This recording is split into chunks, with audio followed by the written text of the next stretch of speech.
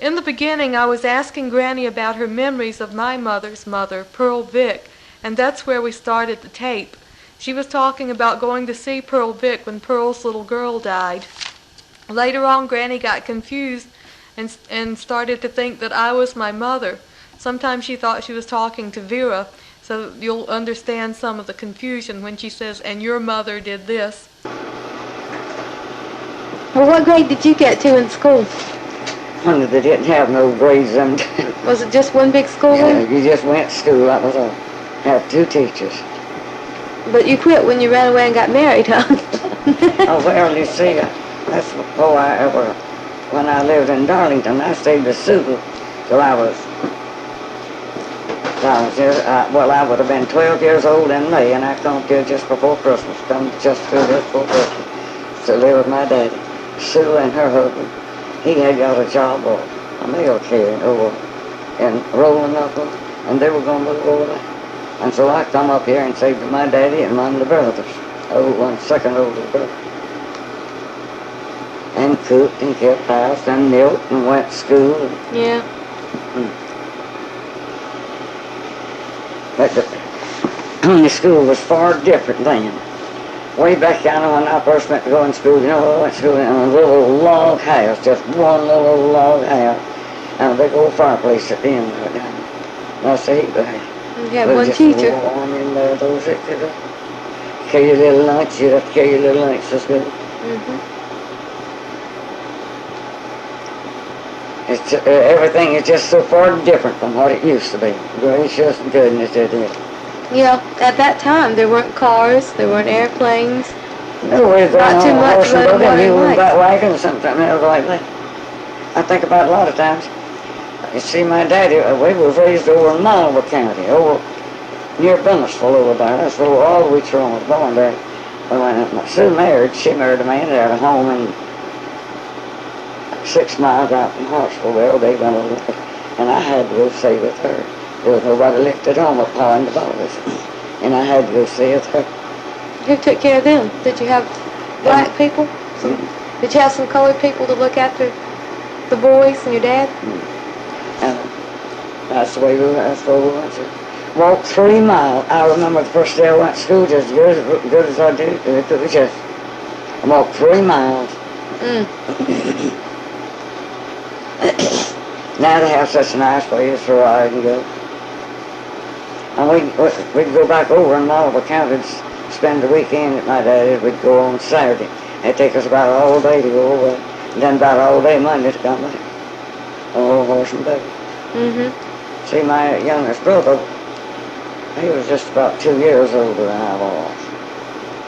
He stayed at grandmother's a while after Sue married, but he wasn't satisfied, so he come and stayed with Sue, Sandy, and we both stayed there. And when he was 17 years old, him and Knox went to California.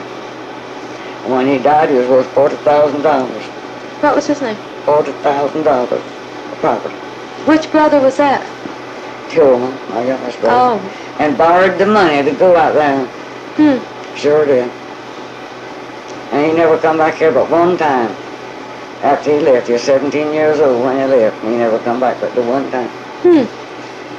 His picture should have been in. Yeah, I saw it. His picture. Him and his wife. His picture was in the box. Now him and his wife both dead. They just had 2 boys.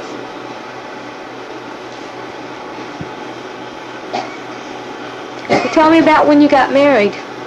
Tell me about when you got married. I just run away and got married. Just like that, huh? I was going to Sunday school, but I never did get right.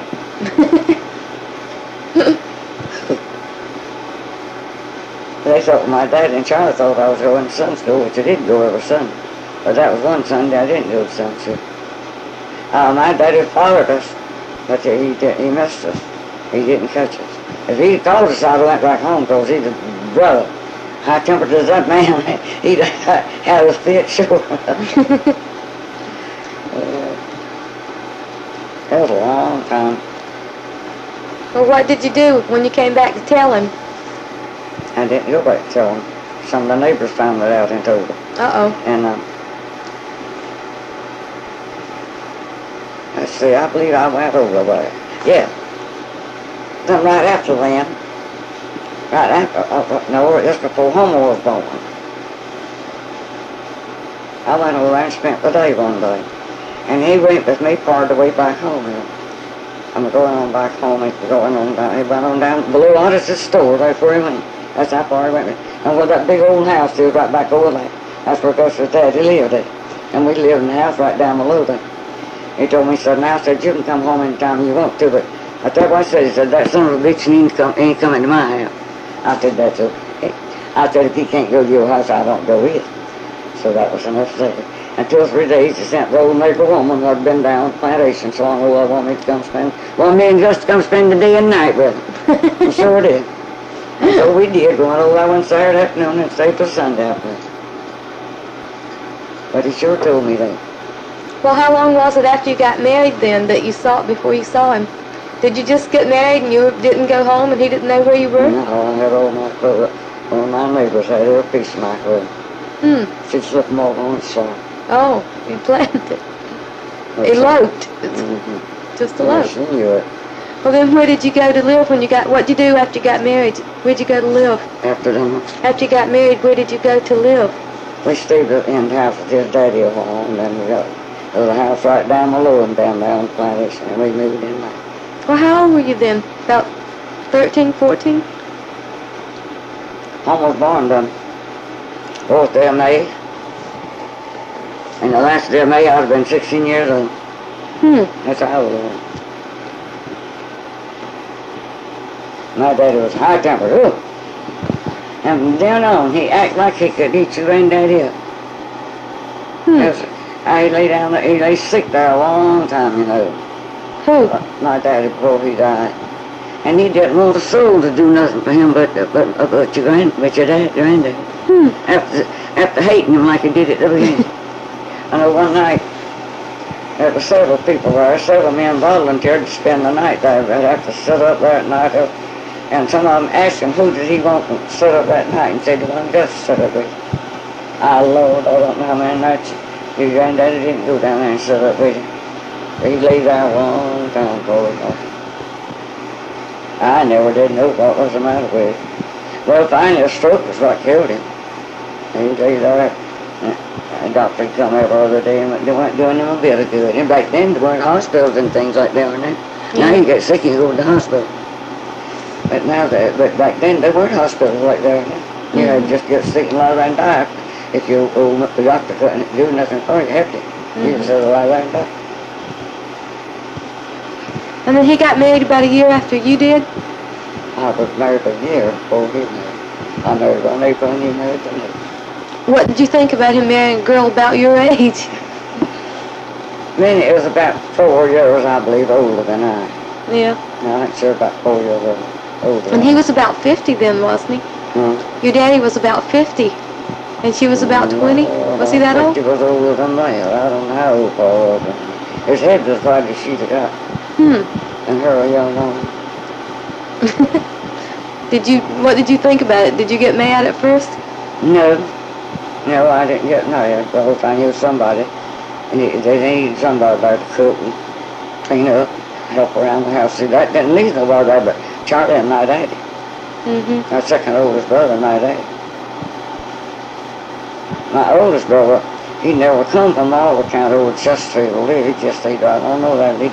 He died the first year of the food. He worked them so for years and years and years. And he never did come over in Chesterfield County to live.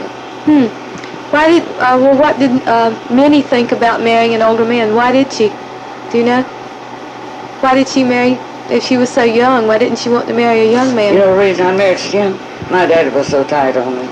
He wouldn't let me go nowhere. He wouldn't trust me out his sight. Why, if I just go off with a bunch of girls just walking around, it'd be a sight and roll. How he can go on about it. He just didn't trust me out his sight. I couldn't get out and go around like the girls did.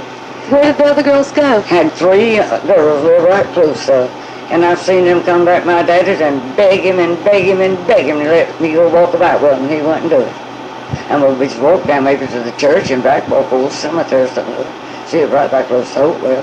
Or maybe we won't walk down there and just walk over to the cemetery on Sunday afternoon. No, he wasn't letting me. It was just a strict. And then when he come along and raised a second family, they could do just as please. They went when they got ready and they come when they got ready. But I never did hold him responsible for all that. If that's the way he wanted to do it. Oh, Lord knows. See, my oldest half sister got drowned. She'd been married just 5 years. Is her name Allie? It was her 5th anniversary. She stepped in a suck hole. They were out on the river. And they went out. There were several of them. They went out on this island, and they was up down that island. And when they got ready to go back, they thought they was going back the same way. And her and her husband was behind the rest of them. And they were just coming walking along down the road. She just went out. Nobody could come up. And they Quicksand. Got help there, and they pulled her out from anyone, and she was dead. The doctor always said she didn't get drowned. He said she died from a heart attack. He said that's what killed her. See, I guess it just right. Scared, yeah. They had to hold her husband out there to keep him from going back. Yeah. He said the father could go that way, he could too. They just had to hold him, keep him from going back there. He was going back there and go just like she did. Yeah. He's married again. He's been married for years. But they never have had no children. He didn't have no children with his first wife, and his last wife never had no children. Well, Granny, tell me something about Granddaddy, tell me something about Granddaddy, what he was like, because I have never seen him except pictures, and Daddy never said much about him. What was he like, Granddaddy? My husband? Well, just like old husband. Just like old husband. Well, in the pictures I've seen, he looked like a jovial. Just a good old easygoing thing, that's all I can tell you. He tried to take life easy.